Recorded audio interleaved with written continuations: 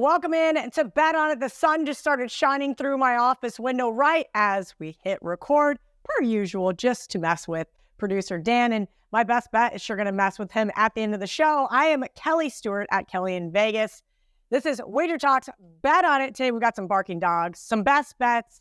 VR is back with some gold. Las Vegas Cris joins us for some of those teachable teaser moments. But first, let's bring in Marco D'Angelo at Marco in Vegas, of course, and Joe Raineri at Joe Raineri. It is NFL Week 5, gentlemen. I don't know where the last 5 weeks of my life have went, but I cannot believe we're here. We have some teams headed into a bye week, most notably a really disgusting Thursday night game. Thursday night primetime, Chicago at Washington. Washington, a 6-point favorite, total 44.5. Marco, I'm going to you first here. This is my survivor pick in 3 of 6 of my entries. And boy, did they give me a scare with the other 3 entries week 1. Well, Kelly, we're looking at this one in. Obviously, you've got, a couple teams here. You got to ask the question, how do they pick themselves up off the mat? You've got Washington, who last week gave Philadelphia everything they could handle, sent the game to overtime before losing by 3. Now they've got to bounce back. Short week, come home, laying points. Don't know if that's the way to go. But then you look at Chicago and wow, just wow. How do you blow a 21-point lead at home to the Denver Broncos? And I don't even want to know what it would have been if Denver and Sean Payton started 0-4. Thank God they got a win there to stop the bleeding in Denver, but you still got Chicago, who's a winless team. So you got 2 teams off of tough losses. Which way do we go? Because they both should be flat, except there's only one team that's still winless, and that is Chicago. I think there's more of a flat spot waiting for Washington off of that loss because, let's be honest, if they would have pulled off the win, they're sitting at 2-2. They would have been 3-1 and would have been in a tie for first place in the NFC East. I am going to go ahead, take Chicago plus the points here. And the reason being, not that Chicago has a great defense, but that Washington defense, they're just giving up all kinds of yardage and points. I can't lay points with that team to anybody. And I know Chicago's ugly, but it's a short week. They're unfamiliar with Chicago. They generally don't play this team, although they did play last year in that epic game on, was it a Sunday night game or was it a Thursday night game? It was one of the primetime games, and Twitter, now X, was just having a field day with the 12-7 final. I'm going to go ahead and take the points with Chicago here. Kelly, I wouldn't be surprised if they end up pulling off the upset, but I think this goes right down to the wire. 3-point game. I can't lay points with a team that's given up 33, 37, and 34 points in the last 3 weeks. Give me Chicago in the points. Joe, this one opened up 6.5, went to 6, 5.5, now back to 6. So a little buyback in the marketplace here on the key number of 6. Also, Chicago plays Minnesota next week. Now, I know Chicago is a dumpster fire here, but do you think maybe next week's game is just a little more important to this team? Well, I think, just being competitive at this point is important for this team. Try to be in a game in the fourth quarter instead of blowing it in the fourth quarter. Just trying to learn how to win a game, I think, has to be on the minds of baby steps at this particular point. And to Marco's point, this Washington team, this is not the defense it was a year ago. And they've got, healthier guys. Chase Young is back in this lineup. This was supposed to be a better defense this year. And instead, they're giving up 30 points a game. It's disgusting. And worse, they can't stop the run with that front 7. They can't stop anybody. Now, they are young in the secondary, but this series, outside of that debacle last year on Monday Night, Marco, and I remember it like it was yesterday because I had to cover it, and it was just absolutely brutal. This series, 4 of the last 5 have gone over, averaging 52 points a game. So these two have historically, over recent times, over the last couple of years, they have scored some points. Why? Because both defenses are shady. I think Washington's offense, we have seen they be able to score when they need to. Sam Howell is not, dink and dunk Taylor Heineke. He can push the ball down the field. They seem to trust him. They got Robinson running the ball well. I don't see how this game doesn't go over 44.5 points. So I'm with Marco. Neither of these offenses can be trusted. Neither of these defenses, rather, can be trusted. They'll make bad offenses or mediocre offenses look capable, and I think that's what happens here. So I'm on the over 44.5 in a Thursday prime time, but that's the way it is with these two defenses. Yeah, can you blame anybody? I would not want to be involved in this under. You want to know the best way to go over? Just play the Chicago Bears defense. Another game that I think the over looks rather intriguing. Sunday night, Dallas at San Francisco. Niners 3.5-point favorite, total 44.5. Joe, Dallas Cowboys looked really good against the Patriots. And of course, San Francisco 49ers look like a Super Bowl bound team, or at least a very deep playoff team in the NFC. Talk to me about this game. I don't know anybody that has played the Dallas Cowboys yet.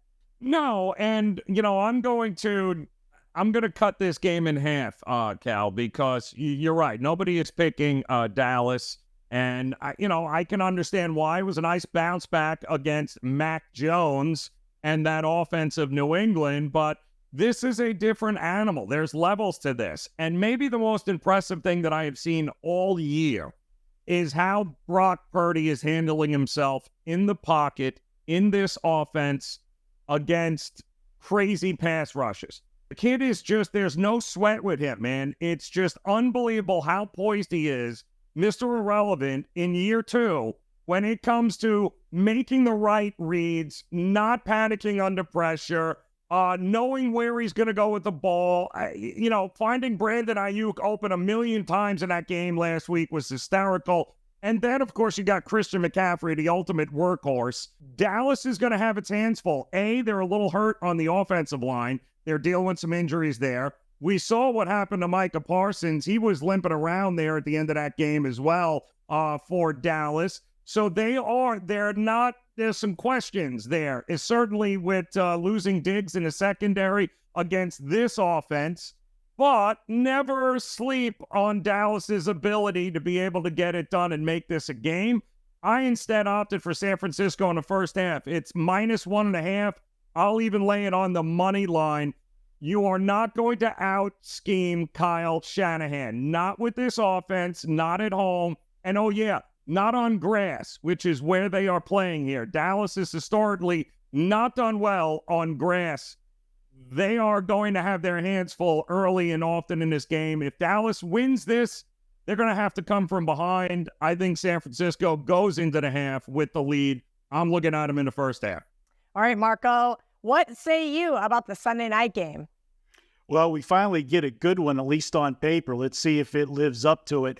And, Dallas, as you said, they bounced back in a big way last week. How much of that was Dallas and how much of that was New England? Just absolutely stunk last week. Mac Jones, you talk about regression. This guy is going backwards 100 miles an hour with his talents. But we look at this one, San Francisco last week, they were a 15-point favorite. They got the job done. They covered, but they really never got separation from Arizona. Were they looking ahead to this game? Possibly, even though it was a division game. How excited do you get for playing Arizona? The fact that Arizona did beat Dallas 2 weeks ago. Remember, Dallas had all those offensive line injuries, and we always say, if you don't have a healthy offensive line, it's like trying to drive a car with a flat tire. It just doesn't work. I'm looking at this one, and the 49ers have been the model of consistency. They've played 4 games this year. They've scored 30 points 3 times and 35 in the other one. They just go out and do their job. Coaching-wise, Joe alluded to it. This is a coaching mismatch with Kyle Shanahan versus McCarthy. There's no way I want to be in that end of that equation. Defensively, when healthy, both teams have good defenses. But right now, the 49ers are the better defense, and they're going to stop the run. What's that mean? Well, if Dallas can't run the football to take some of the pressure off of Dak, you're going to have to ask Dak Prescott to win a big game on his own. And I'm not a big fan of that. So for me, it's going to be San Francisco. I've got them to win and cover. I've got this one 27-20. I'll go ahead and lay the 3.5 with the 49ers. I can't disagree with Joe as far as the first half goes. San Francisco, they are a machine with those scripted plays. All right, Mark, I'm going to kick it right back to you for Monday night. Man, this one is another gross primetime game. Green Bay now a 1-point favorite at the Raiders, total 44.5. The Raiders did basically all they could do. I think, well, the coaching toilet bowl that was Brandon Staley and Josh McDaniels. I don't have any faith in this Raiders team. Marco, you have boots on the ground in Las Vegas. What do you got for me? We're just scratching our heads. We don't understand the decisions that Josh McDaniels is doing, and it's his way, the highway. He's trying to be Bill Belichick Jr., okay? Newsflash, you're not. You're not even close, okay? The problem with this game is we're taping this on Wednesday. Now, when we were looking at the game last night, the line was 2. This morning it's moved to 1. And the big question mark is Jimmy G. Is he going to play? He was held out of the game last week because of concussion protocol. And then Josh McDaniels made the decision to go with the rookie, Aiden O'Connell, out of Purdue. What was the whole reason why you signed Brian Hoyer as a veteran to this team? It was because he was familiar with the New England offense that you brought here, and that's why you brought him in. Why would you not go with a veteran when that was a huge game last week, playing a division rival, trying to get to 2-2? Instead, you're at 1-3. That's, just horrible decision-making by Josh McDaniels. So without knowing who's there, the only thing I can suggest doing for this game right now, and I liked it better when it was 2, so now to do it, you got to have to use a 6.5-point teaser. Grab your teasers with the Raiders and get them over a touchdown. Like we talked about last week when Seattle was the underdog, that if anything, you're going to get the best of the number right now, because if they do announce Jimmy G later in the week playing, which I think is going to happen, in which you've already seen some line movement going that way, they're going to be the favorite come Monday, believe it or not. And you'll have them over a touchdown in a teaser, and then you've got all kinds of options on Monday.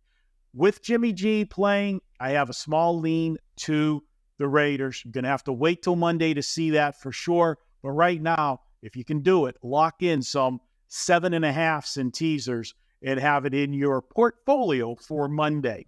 I didn't take Marco's advice on doing that on Monday, but that's a whole nother argument for a whole nother segment.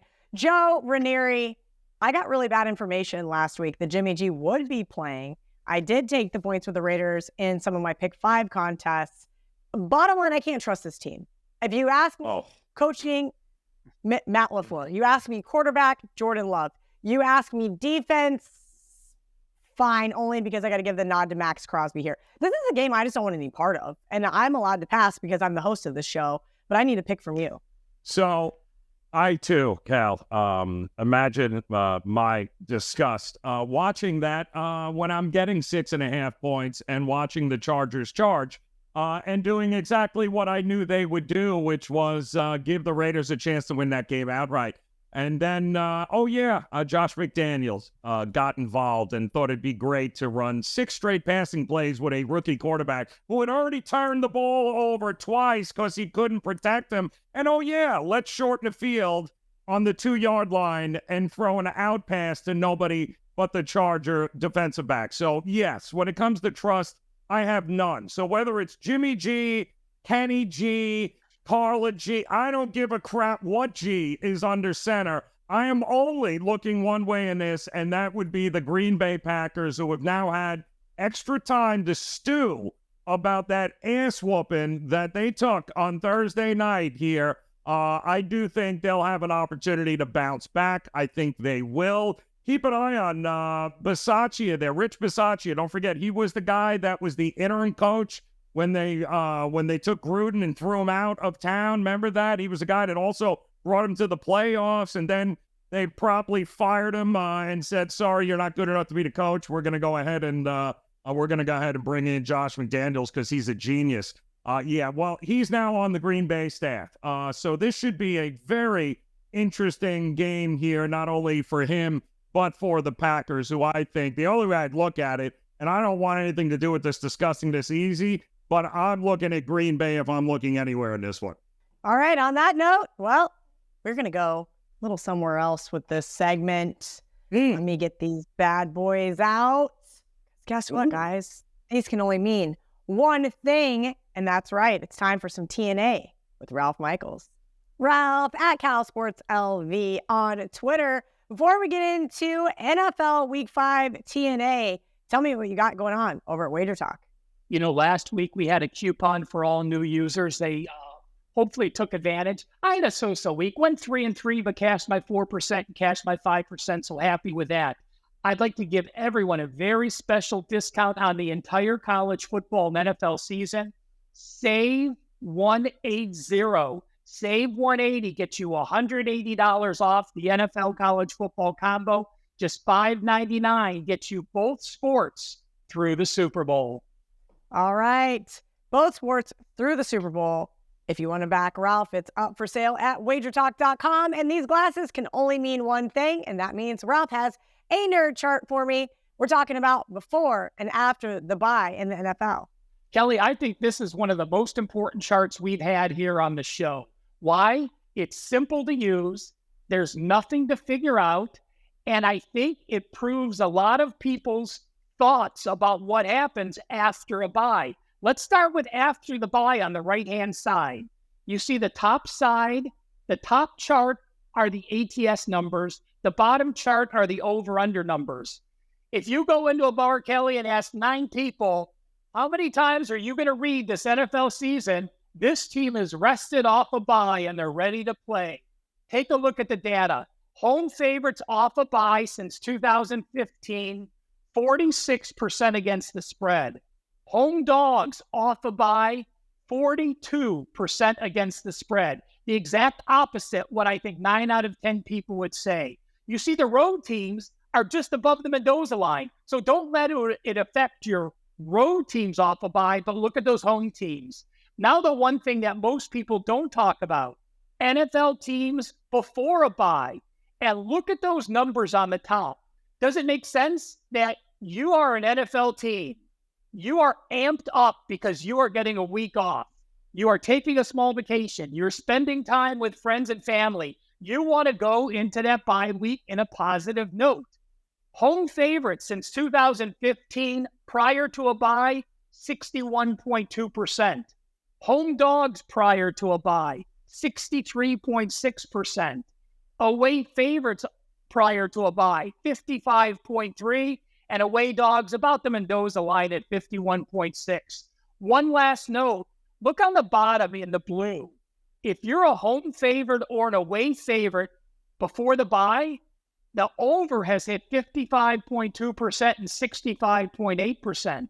If you are a dog before the bye, unders have hit significantly. The over-under 38.1 and 38.7.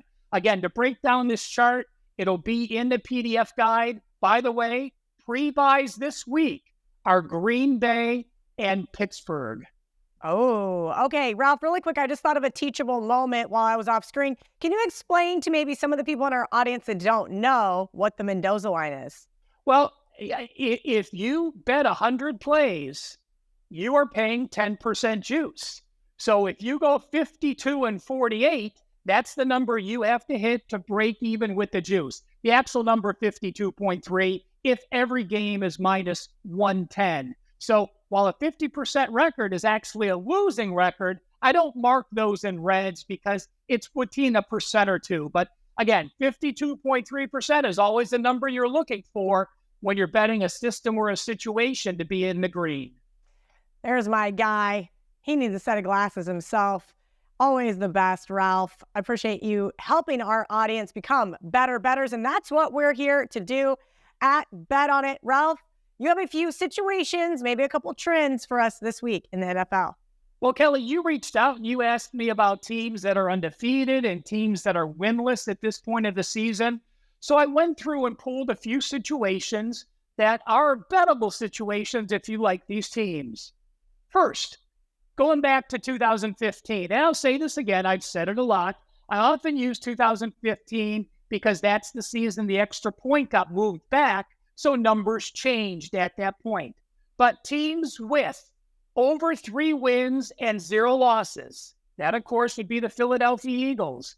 If they are an away favorite, they have only cashed 28.1% against the spread. So when you're undefeated in the NFL, Vegas makes adjustments on those lines, and it shows. Again, teams with at least 4 wins and 0 losses as an away favorite, 28.1%. How about teams with at least 4 wins and 0 losses as a home favorite? Well, that would be the 49ers. We know as an away favorite, it's been a negative. As a home favorite, they've gone 19-16-2 since 2015. That is 54.3%. So a slight positive, but I just wanted to share the numbers with you so you don't have the same mindset. Away favorites a negative, home favorites basically a break even. But the over-under for those teams like San Francisco this week has actually gone 13-23, so 63.9% to the under. Now, we have the Bears and the Panthers. How about teams with at least 4 losses and 0 wins? This number, not a wow number, but I wanted to share, again, so you have the concept. Those teams have gone 46.1% since 2015 and have gone under the total 57.3%. So the Bears and the Panthers, again, not a horrible situation, 46.1% for all teams with at least 4 losses and 0 wins. 2 more situations here I want to talk about. You are off a loss as a dog. You have revenge, and now you're a favorite. This is a situation going back since 2017 that has covered only 32.8% of the time. So, what teams are off a loss as a dog, have revenge, and now they're a favorite? Well, the Falcons are playing the Texans. The Patriots are playing the Saints. And I had the Colts and Texans written down. Indy opened as a 1 point. Now it's a pick. Some places Tennessee has a favorite. So we'll see where that line pans out, if this will fit the mold. But it says the fade Atlanta, New England, and again, a quasi Indianapolis Colts play. And one more, Kelly, double revenge. How often do we hear, oh, this team has double revenge against a division foe, and now they're a favorite? Well, that's not a positive. But I went to a subset. If a team has double revenge against a division foe and is a favorite, and they previously were a dog against a non-division foe, so you're not playing division foes back-to-back games. This applies to the Indianapolis Colts. Not a huge sample size, but going back to 2017, when a team like the Colts double revenge against the Titans, of course, they're a division foe, and they're a small favorite from 1 to 6 points. Those teams have gone 3-19, Kelly, 13.6% against the spread. So while it's a wow number, the sample size, because it's so small, takes something away from it. But again, the system before said to fade the Colts if they were a favorite. This system says fade the Colts if they're a favorite as well in that situation. And just FYI, the Colts do become a dog or stay a dog if you have double revenge against a division foe, regardless of the line, and you were a dog against the non-division foe last game. Those home teams have gone 21-47-3, like the Colts, and also like the Bears next week. So system 1 says to fade the Colts only if they're a small favorite. The second system says, regardless of the line, the Colts are in a 30.9% ATS spot. He is Ralph Michaels. And don't forget, you can get all of Ralph's TNA over at wagertalk.com and WT.buzz/RM. On that note, now time for a little prop shop. Andy Lang, happy Wednesday here on Bet On It. Per usual, we're going to go over my best bet. You're going to give me a prop, a Thursday night football prop, and of course, your best bet to wrap it up. Before we do, Do you have anything to promote at Wager Talk? Yeah, 5% plays are rolling, Kelly, 4-0.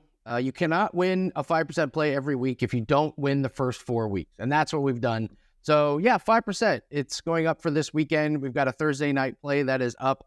Primetime games have been really good. We cashed our Thursday. We cashed our Monday night game. So, NFL is really, really good. We're plus 22 units in NFL and college football combined. So, really happy with everything, keeping it low volume, but those 5% NFL plays have just been spectacular. I love to hear it. Low volume is the name of my game, especially when you're betting some of those 5% from Andy Lang. All right, my best bet we'll get over at the end of the show, but it involves the Philadelphia Eagles and LA Rams. Yeah, I like your best bet, and I'm going to take Matthew Stafford to throw for 300-plus yards. When this prop comes out, I believe it's going to be close to 300 yards, and if it's below it, I would even take the alt line at plus money over 300 yards. He's thrown for 300-plus yards in 3 out of 4 games. The other game, he threw for 269. He's 7.4 yards per attempt. That's 11th best this season, and they throw the ball more times per game than anyone else this season.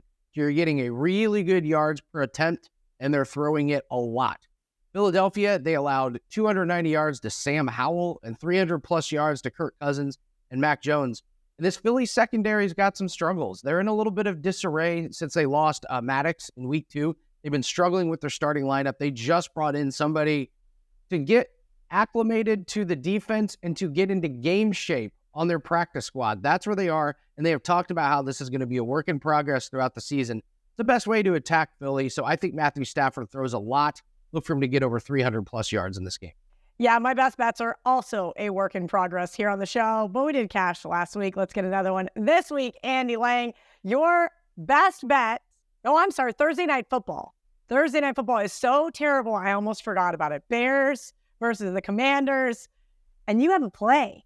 Absolutely. Listen, the best way to make these terrible Thursday night games bettable is to bet a prop on it. So I'm taking a running back over, and I think most people think that Brian Robinson is the best running back prop. I'm going with Khalil Herbert over 44.5 rushing yards. The Commanders, they give up 4.5 yards per rush. That's 8th worst in the NFL. And Khalil Herbert's stats have been a little interesting. So week 1, 9 rushes for 27 yards against Green Bay. The game script kind of got away from them. Week 2, 7 rushes for 35 yards against Tampa Bay. Tampa's a good rush defense, regardless of what Philly did to them. And then week 3, only 7 rushes for 31 yards against Kansas City. That's a great defense. Week 4, though, you get a great matchup. The best matchup, 18 carries, 103 yards against Denver. His snap counts weeks 1 through 3 were 27, 32, and 28. Week 4, 56. When the game script fits the Bears when they're within a score, he is the unquestioned number 1 back. I think this game is close. It's a short week for both teams. I know the Chicago Bears had a rough week 4, but never forget Washington did lose a close overtime game. I'm not sure that they're going to be in the mode to blow anybody out. So I think this game is pretty close. I think Khalil Herbert gets there mostly by volume because he is the one receiving all of the snaps and all of the rushes. So give me Khalil Herbert. This 44.5 seems low. I'm going to take the over. Yeah, I'm absolutely terrified of the Commanders being in 3 of the 6 surviving pools that I have remaining. And now that I know your Thursday Night Football prop, that's okay. We're going to sweat it out, Andy. And hopefully we don't have to sweat out your best bet. This is an interesting one. Tell me about the Texans over 19.5 as their team total. I've been following this Texans team close, because I'm in Indianapolis, and now I'm terrified that I get to watch C.J. Stroud kick our asses for the next 6-7 years. But the other thing, our 5% play was C.J. Stroud over his passing total on Sunday, and he easily got there. It was 240 yards. He passed for 300. And now we get a team total that's 19.5. Kelly, I would have sworn this was going to come out at 21.5. Atlanta, talk about a team that is on the downside. They allowed 10 points to Carolina, but since then, 24 to Green Bay, 20 to Detroit, 23 to Jacksonville. I just think teams have figured out Atlanta's offense. They try to run the ball, teams stack the box, and Desmond Ridder is looking terrible. He gave the Jags a touchdown with that interception. The Houston rush defense is not as bad as you would think. They're actually 14th best. And one of the keys for this Texans offense, C.J. Stroud got sacked 11 times in the first 2 weeks. The last 2 weeks, none. and that's with injuries on their offensive line. PFF ranks Atlanta's pass rush 26th worst. I think CJ Stroud's going to have plenty of time to throw the ball. Atlanta has lost the time of possession the last 2 weeks, and Houston looks like an aggressive offense. They were up 23-6 last week, and they still threw a 52-yard touchdown pass. We heard the interviews with CJ Stroud afterwards saying, doing this for the Houston Texans fans. They deserve an exciting team. I'm all in on this Texans offense. I think they're really good. This number is great. 2 touchdowns and 2 field goals gets us there. I think they win the time of possession game, and they get to 3 touchdowns. So best bet this week, Houston Texans, over 19.5 team total. Yeah, that CJ Stroud number is just going to keep going up, and it doesn't matter, Andy. It has been absolutely money, just like your 5% plays. Thank you to Andy Lang at Bump Sports on Twitter. Make sure you guys are giving him a follow. All right, it's that time of the show. Joe needs a smoke break. How high is too high for a total this week, Joe Raineri? I'm going to try to get a little higher here on this one. Look at who the Jets have played. All right, now this opened up at 40.5, 41. I'm still seeing 43s available in the marketplace. When you look at the Jets schedule, nobody, and I mean nobody, has played a schedule with tougher defenses to start this season than the New York Jets. They opened up against the Bills. They opened up against the Cowboys. Then they had the Patriots. Last week, they had the Chiefs. And, oh, yeah, by the way, the entire offense that they spent all offseason working on for Aaron Rodgers got blown up 4 plays into the season against Buffalo, and they had to throw Zach Wilson back into the mix. Now they get to go to Denver, and anybody want to take a guess as to what the defense rating we've got here for the Broncos? Oh, yeah, 32nd, because they suck. You want to talk about an ability to be able to get right and get right quickly, especially after what we just saw building off of that Sunday night game against Kansas City. A couple of things are happening here. Number one, what a reprieve, right? You're talking about a Broncos defense that ranks dead last, number 32 in both offense and, oh yeah, rushing. They are dead last as the worst rushing defense there is. Look at the teams that the Denver Broncos have played here. We're not talking about offensive juggernauts. Let's talk about the Chicago Bears, who average 15 points a game this season. How many did they drop on that Broncos D? 28. How about the Commanders, averaging 18 points a game? What'd they drop on a Oh, yeah, 35. How about the Raiders, only averaging 15? Oh, yeah, unless, of course, they're playing the Broncos. They got more than that, and we all know what the Dolphins did to them. So the bottom line is you're talking about Zach Wilson. This is not the Zach Wilson of old. He's finally starting to come around. And if you notice the other thing they're doing with this offense, the Jets have gone up-tempo. There is no more huddling around, taking the time, hope he makes the read. They're getting up to the line, and they are now, last week in that Kansas City game, the 4th fastest tempo team in the league. And what does that all come up to? Well, it comes up to a boatload of points for the Jets. And, oh, yeah, Russell Wilson and the offense for Denver is not their problem. It's the defense that's the problem. They're going to be able to get points. The Jets are going to get their points against this. Any which way you cut it, this game is going to land near 50. It's not going to be anywhere near 40. So this game is not high enough in my view. Take the over 43 here and get ready for what should be a pretty interesting high-scoring affair. All right. Now that we said high 144 times in the segment Correct. In the Mile High City, it seems really fitting that we take a trip to the deli. Right, Kelly, we got a sandwich. I'll tell you what I'm looking forward to in Joe's play. I want to see Sean Payton and Nathaniel Hackett at midfield. That's what I want to see. I'd pay for that one. So that's for another story. That would be a great paper. Did you notice? People would actually, look, I even hid my Broncos helmet behind my head. I don't even want, I got everything else here, but I don't even want anybody to see that. I actually knew, I was like, let me just switch these over. It is embarrassing. Denver is an embarrassment. All right. Defensively. Here's a great segue into Russell Wilson's an embarrassment. The offensive line's an embarrassment. I endorse Sean Payton. I am hopeful for the future, but mother of God, that Denver team. Terrible. And only the Bears would blow a lead like that, of course. And, plus is Great play calling there. I don't know what happened in that game, but wow, just wow. Do you know who has the same record as the Denver Broncos? The Cincinnati Bengals. Who would have thought that going into week 5? Okay. So get out that sandwich. And Kelly, this is one of those ones you don't like the lunch meat I'm throwing on here. We're looking at the Cincinnati Bengals, and let's, start with the fact, they've underachieved. We know Joe Burrow's been hampered. But I'm looking at Arizona, and all of a sudden, you got the Arizona Cardinals that, have played well. Yeah, they're 1-3 also straight up, but they're 3-1 against the spread. And honestly, they came very close to keeping their perfect record going against the spread last week against the 49ers. But here's the problem. The Arizona Cardinals are in a sandwich spot. Now, I know coming into the season, there's no way you would have thought this team would look past anybody or look forward to a game.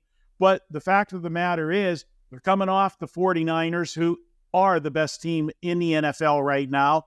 And next week, who do they play? Division rival, the Rams, who are still a name.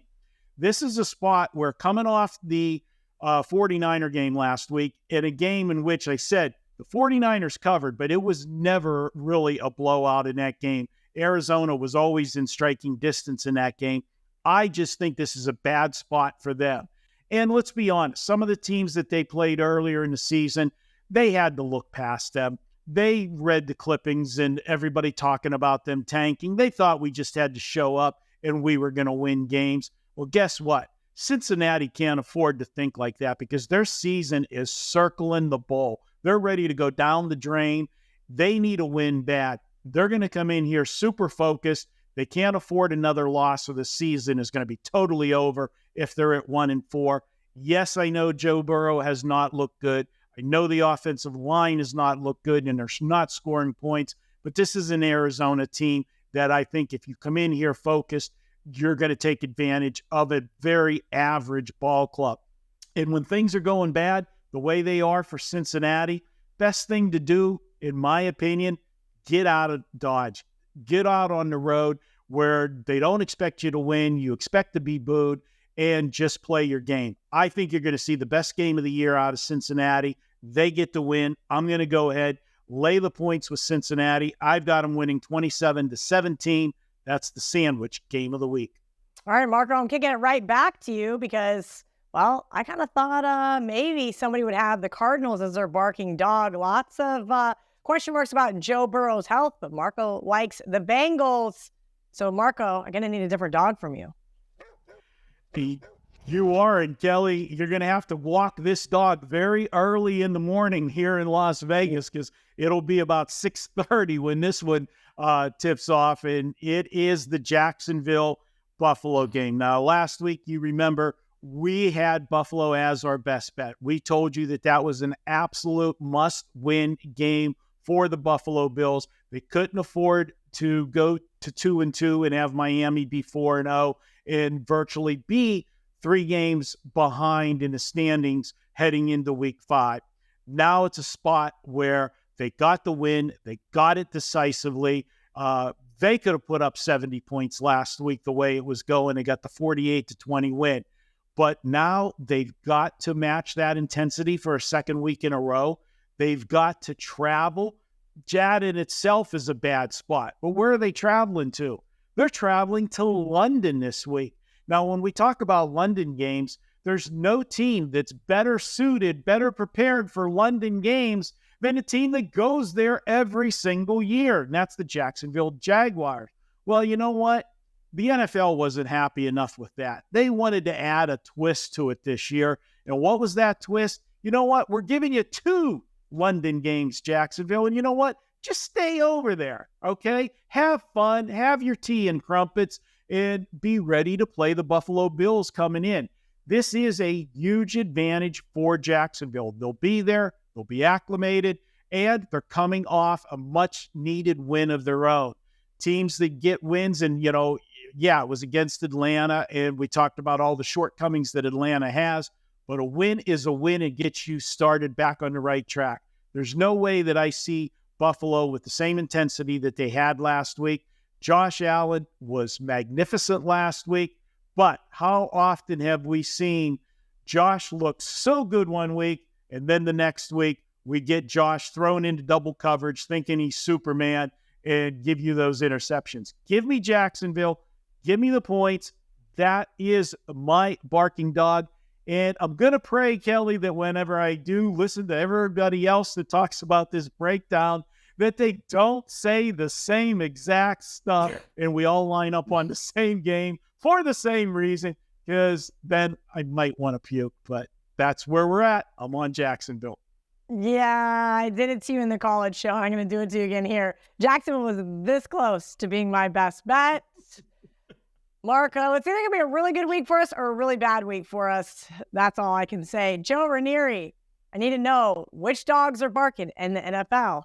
Well, I mean, I can't believe it took to week 5 here before Marco and I go head to head here. But while I agree with everything Marco said about this spot being not great for Arizona, the situation with Joe Burrow and Cincinnati, I think negates all of that. Here are some numbers, guys, you need to take into consideration. Anybody that has watched Cincinnati, the head of the snake has been cut off here. This team is atrocious. First of all, the defense has been worse than anticipated, and a lot of that has to do because they're on the damn field most of the game. Why? Because the Bengals have, you ready for this, just 10 offensive plays this season through 4 games of 15 yards or more. They have scored a touchdown on just 6% of their drives. That is the worst in the National Football League. They have punted, are you ready for this? A league high on 53% of their possessions. That's number 1 in the league. What does this all mean? It all means that with Joe Burrow not able to throw the ball more than 4 yards off the line of scrimmage, this team is toast. And that's the big problem that I have with Cincinnati right now. You're exhausting your defense because they're out on the field all the time. Why? Because more than 50% of the time you're punting on your possessions. You can't throw the ball down the field. You can't make anything happen down yonder. You're so concerned with getting rid of the ball so quickly that defenses have actually honed in. You're not good. Anytime Burrow tries to throw anything down the field, it's way off base. And we're talking about a guy that was one of the best downfield passers in the game over the last couple of years and as accurate as they come. Not on passes more than 8 yards. He's not. He's actually one of the worst in the NFL. So while I agree with Marco, it's a terrible spot here for the Arizona Cardinals, but I have seen nothing from them to leads me to believe they are not at least worth maybe a half a point if more money comes in here on Cincinnati. At the very least, it's a push. I don't think this is more than a field goal game as it is. But that Joe Burrow injury, he is one hit away from you guys getting a backup most of you had no idea was still in the NFL. It is that bad a situation in Cincinnati. And with no healthy Joe Burrow, no way I can look at Cincinnati in any way, shape, or form. Yeah, I got to agree with Joe there. Look ahead line from the Super Bowl back in August. Cincinnati -7.5. They have dropped quite a bit away down. But I also kind of agree with Marco. This is a terrible spot here for Arizona. That's probably got to be feeling pretty good about themselves considering nobody thought they're going to win 5 games. That being said, kicking these guys off, we got Las Vegas Cris coming up next, and he's going to teach us a thing or two today. All right, it's the LVC 5 with Las Vegas Cris, where each and every week promises to teach us a little something. Chris, last week, boy, oh boy, Broncos money line, Chargers money line. That one was a little dicey, but they got it done. I think it was almost plus 130. We will take it and move along to this week. You will have another bet for us at the end of the segment. But first, we're going to run down some of those teaser plays. Yeah, it seems like we had an easy peasy way to avoid the -3 on the Denver. So the -5 on the Chargers, which went up to 7. So that worked out well. A way to combine 2 money lines and make a little bit of profit. You're not going for a killing on these parlays. You're just trying to save laying the points. This week, let's run down each game and see how many what teaser looks that we have. The Thursday game doesn't have any. The Buffalo game doesn't have any. Houston taking that through the 7.5, you have to get it over the 7 always. That has a possibility. Detroit only with a 7-point teaser. Indianapolis has a possibility. You have to always get past that 7. I had Tennessee from earlier in the week, so if you get these things early, you can get different sides depending on the side that you're looking for. Miami, no good. New England sitting, it's pretty close for New Orleans.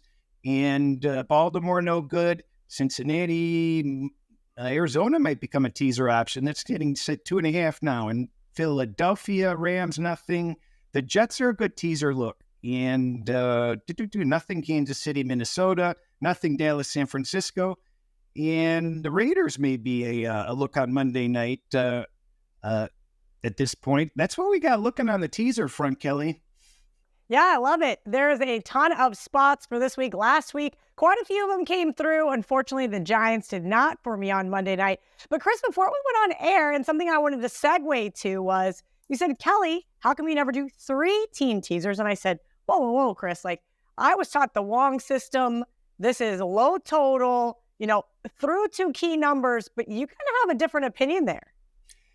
Typically, you can lay minus 120 on 10-point teasers for 3 teams. And you have to check the rules because some places may void you on a push and other places may not. So you have to know your rules. Now, again, this is the dirty little secret type of advice where you're not kind of really supposed to be doing a lot of this stuff, but we all know that you can't fight the temptation at times. So a 3-team teaser can be very inviting. And for me, it can be positive EV also at certain times. Like I'm looking at this week, Detroit and Miami specifically. I'd love to get Miami down to -1 and Detroit basically at pick. And what do you do with that third leg, though? So there's different strategies that you can have. Now, with the 2-team teasers, you basically should not be teasing through totals. Very rarely do you have opportunities to go through totals, and that's only with, very low totals. If you're, basically going from 37.5 all the way down to go over in that situation. But other than that, you shouldn't be teasing the totals. On a 10-team teaser, that kind of, a 10-point teaser, that changes a little bit. There's a couple of things, if you're interested in, that you could consider, and that might be the Saints going down to maybe 29.5. That's important because you're going through the 38, the 37, the 35, the 34, the 33. Those are all important numbers with totals. There was another total here that's pretty low. If you can get down to like a 37.5, oh, here it is, the Baltimore-Pittsburgh game. I must be blind. If that goes down to like 37.5 and you can get down to 27.5, then that kind of gives you, an option to look at also. Other things that I like to do, I gave my clients Arizona +5 this week. So now I'm looking at this Cincinnati down to 2.5 in some places. Maybe I want to do Carolina, Miami, and maybe I want to take Cincinnati +7.5 or some, and have a nice juicy 12.5 point middle there. Is that 12? Yeah, 12.5 point middle there. These are all sort of the options that you should be looking at. You always have to get over the key numbers. You can't just, if you're not doing something specifically and going over critical numbers, you just don't do them, Kelly. All right. See, you learn something new every day in regards to teasers. Maybe you can teach an old dog new tricks. Las Vegas Cris. All jokes aside about my age, Chris, I need a best bet before I let you go.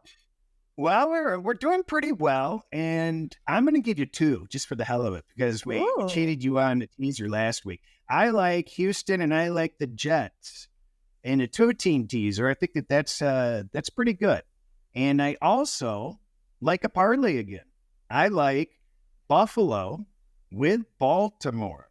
And I realized that I said you kind of want to layer them, but you can't always do it. And sometimes the best combinations do start at the same time. And that's the best option for money line parlays as far as I'm concerned. All right. He is Las Vegas Cris at Vegas Synergy on Twitter. This has been the LVC 5. We're going to kick it right on over to VR Ace Gianni the Greek for, of course, some of that gold. Ace VR Gianni the Greek at Greek_Gambler on Twitter is back from sunny Florida. Can you check out that tan? I'm so jealous right now.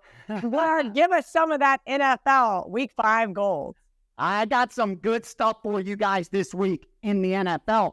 Keep in mind, I'm going to try to give you quantity and quality. We don't get into analysis. You already know the 5 factors that I look for. Real quickly, let's go over what we tease. We look for 7.5 through 8.5. We tease it down. We look for 1.5 to 2.5, and we tease them up. The later you go, the better it is because, again, that's when the line's most accurate, and that's what we want with our teasers. Otherwise, leave them alone. We don't parlay. And finally, we're at that point now where we could talk what is home field advantage worth, because most sports bettors think it's 3 points, and nothing could be further from the truth. In fact, in the NFL, if these two teams meet each other every year like divisional opponents, home field advantage isn't worth more than a point, 1.5 max. 1.5 max. If they're out of division, out of conference, then it's a little bit more. Maybe you give them 2 points. The most elite home field, maybe 2.5, and that's a stretch. Right now, I can't think of anyone I'd give 2.5 to. So be cautious thinking home field advantage is as strong as it once was, because these guys are used to traveling from high school now. It ain't like back in the day where they took buses from fucking Philly to LA, and it took 8 days and they had to sleep in motels. Now they're flying first class, but all each in their own private jet. So let's go. You know, I have my power ratings here, and what I do as the plays come in, I've already handicapped the games. When I agree, I release premium. Start off Thursday night. We already have action. It's on the road team, Chicago Bears. I know they looked ugly, but we took them at plus 6.5. They're good at plus 6 as well. I have the game power rated at 4. I think Chicago's live there against Washington. Don't forget, that game was a pick-em before the season started. 6 points better. Washington's become in 5 weeks. How? 1 point a week they've gotten better? I don't see it. We already knew Chicago was bad. Moved down to Jacksonville, Buffalo, right off the top. That one's in England. No surprise. Under 49. Number's probably not there anymore. When they're playing over there in England, a lot of sharp bettors like to bet the unders for some reason. Drop down to game 4, 57-58. Titans, Colts. Lay the pick 'em with the Colts. Money line action on the Colts. You're good. Anything up to like 1.5, 2. I'm not even sure where it's sitting right now. And then go back to that next game, Giants, Dolphins, under. And not surprising. Listen, when Miami's putting up the kind of offense they put, especially early on, you're going to get some inflated totals, and I think that's what we're looking at here. And more importantly, seeing that this betting syndicate didn't wait for the public to bet it over tells you just how inflated they already thought it was at 48.5. Saints, Patriots, 2-way action. I got sharp guy that took the Saints on the money line after the Patriots got bet up at -1, 1.5. I'll tell you this much. Small sample size through 4 weeks, but the crew on the Saints money line is crushing it. The crew on the Patriots, not so much. Take that for what it's worth. Next, the same situation where we have Ravens and Steelers, opposite sides at the same number. It just shows you how tight NFL lines are, where you could have 2 winning bettors see the game at the same number and think it's positive EV on the bell or on the favorite. Usually you see Syndicate 1, lay the 2.5, Syndicate 2, take the 3.5. But one here is laying the 4, the other one took the 4, and the sportsbooks get to make the juice. What a great, God bless America, what a country, right? Drop down to the Rams, home dogs, +4 over those Eagles. Sprinkle on the money line as well. Believe the Rams are live here. Eagles actually dropped. They were 6.5-point favorites in this game before the season. Expect a lot of public money on the Eagles in that late game. Dropped down to Chiefs, Vikings. No surprise, short money on the under. When you think of the Chiefs, you think of offense, usually inflated totals. They're really going to bet the over in those Chiefs games for some reason. And finally, Sunday night football. No team finders getting faded. That's right, the Cowboys at +4. Brad, some sharp money. And finally, Monday Night Football, the Raiders at +1, the Raiders plus 105 money line, pretty much Raiders pick. So it's Raiders home field over the Packers. That's what the number was before the season started. So not much adjustment there. There you have it. Bears, under Bills, Colts, under Dolphins, Saints, Patriots, two-sided, Ravens, Steelers, two-sided, Rams +4, Cowboys +4, under 52 Chiefs, and take the Raiders on Monday night. Pick selectively, choose selectively, only bet the ones you agree with, only take good numbers. You'll do just fine. Don't gamble and bet responsibly. Woo! VR just gave me a nice little workout there with that NFL gold. He is the best. Speaking of best, it's time for Best Bets. All right, now that we've covered the primetime games, got some gold, a couple barking dogs for you guys, we're going to give out our best bets. But first, we have a special going on at Wager Talk from today, Wednesday, October 4th through Tuesday, November 21st. We have 49 straight days of football, and we are giving you guys 7 weeks of college football and NFL action for $39 per week. You're very welcome. All right, on that note, I'm going to give out my best bet, and my producer Dan just told me in my ear he was going to be present for this game, so I like it even that much more. Look, I'm taking the Rams +4 here. Look ahead line was Philadelphia -6.5, so maybe the Rams are a little bit better than we thought, and maybe the Super Bowl losers are not as good as we thought. I think Philadelphia is very lucky to be 4-0 straight up. Look, they were on the ropes last week. Overtime, Ron Rivera kept his Commanders from winning that game. Now they had to go to the Bucs. They threw Jalen Hurts threw 2 interceptions. Very interesting there. Bucs really had nothing offensively to give an answer there. And now they face another good defense here in Los Angeles, right? So you've got the Los Angeles passing game versus the Eagles pass defense. Maybe keep an eye right there. Prop bettors. I really do think Matthew Stafford is going to be 100%. I've heard rumblings. Cooper Kupp is going to be back, and that really bodes well for that 4th in passing yards and 3rd in yards per pass. I think we're going to see a big game here. Lots of fireworks in LA. I like the Rams, not only +4, but to get the win here at home. Marco D'Angelo, how has Wager Talk been for you, and who is your best bet? Well, Kelly, if you've been following the show the last few weeks, you know we've been nailing all of the best bets. Last week here on the show, we gave you Buffalo. Going to try to do it again with a big winner. And what was the theme last week? Well, we told you no team is as good as their best game, nor are they as bad as their worst game. Well, what game did that apply to last week? It was the Buffalo game in Miami and Denver and Chicago. Obviously, Miami had that big game, looked as good as you could look, and then they lost last week. Denver was on the losing end of that game against Miami. They got the money last week. Although it was in ugly fashion, bottom line is once you cash the ticket and they hand you the cash always looks good. So where are we going this week? Well, who was the ugly duckling last week? It was the New England Patriots, and it couldn't have been any more ugly. They got absolutely the snot beat out of them in Dallas. Now, it was a spot for the Cowboys. They were coming off an ugly game of their own. They lost as a double-digit favorite to Arizona. So the bounce back was in order, and they delivered. But now for Bill Belichick and this Patriot team, that's one of the worst defeats he's had. And Bill doesn't like to lose. And Bill has had a history of bouncing back in a big way. Here's a stat for you. After scoring 9 points or less the previous week, since he's been head coach of the New England Patriots, and yes, I understand that the majority of all of these stats were with Tom Brady. I get that, but we're still going to give you the stats. They are 12-3 against the spread the next week in that situation. Off of a loss by 10 points or more since he's been coach of New England, 31-11 against the spread. I like New England to bounce back here, and let's be honest, New England did play the 4 games they've played so far. They played Philadelphia, who was in the Super Bowl last year. They played Miami, who is everybody's darling, and they held Miami to 24 points. That's one of the season lows for Miami.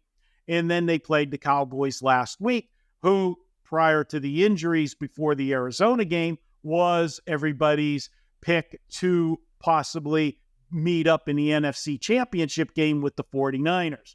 I like New England in this spot. I think they bounce back. They're facing a New Orleans team that hasn't done anything special, and you've got a banged-up Derek Carr down there.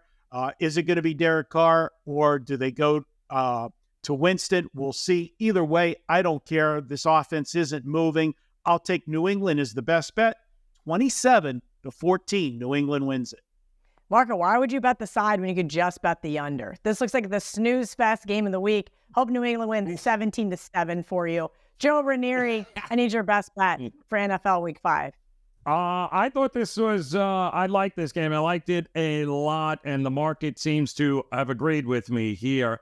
I can see no better sell high and buy low spot than what the Falcons and the Texans bring to the table this weekend. I am not sure why all of a sudden Houston, now granted, coming off a home win, the Steelers, right? Then they had beaten the Jags before that on the road. Now all of a sudden everyone seems to think we should just pencil them in here to not only the division championship, but anything else that may come after that. Whoa. Slow down. These aren't the Kansas City Chiefs. This isn't the Eagles from a year ago. It's the Houston friggin' Texans, who, by the way, here's another fun fact. They just lost another starting offensive lineman, Kenyon Green, the only stable force that they've had on that offensive line this year at guard is no more. He just got shifted over to IR. They still don't have Laramie Tunsil. The guy that was supposed to play center, Juice Scruggs, he's still out, as a matter of fact. They're also missing Titus Howard, who they're hoping might be able to play this week. The bottom line is we have backups to the backups playing offensive line. And while it's been a great run here against the Steelers and against Jacksonville, the reality is they got a lot of help from the Steelers and Jacksonville in those games to kind of overinflate what we think of this team. And while Stroud has been phenomenal and the best rookie quarterback we have seen, we need to pump the brakes here on Houston. And yes, I get it. Atlanta has not been impressive these last couple of games. But I'm not really sure what the hell Arthur Smith is doing, dropping Ritter back 30 times in a game, expecting results here. I do think being back home in the Dome on their own field in their own bed is going to be a huge help here. I think they're going to run the ball down the throat of the Houston Texans. I think they are going to come after Stroud from all over the place here. And I think Atlanta zigzags their way right into a victory here against the overvalued Houston Texans, who are not making it 3 in a row. It's not happening on the road here. Atlanta gets it done. Ritter bounces back, and Robinson has a monster day against this Texans defense. Can't say I disagree, Joe Raineri. I played Atlanta -1 earlier in the week. All right, that's what we've got for today's show. Let's get that recap graphic up. I just wanted to say thank you to everybody who has liked, subscribed, and commented on the Wager Talk YouTube channel. Tell us you love us. Tell us you hate us. Tell us what you want to see from us, from Joe, Marco, Ralph, Andy, Las Vegas, Cris, VR, and myself. Good luck this week. Until next week, let's bet on it.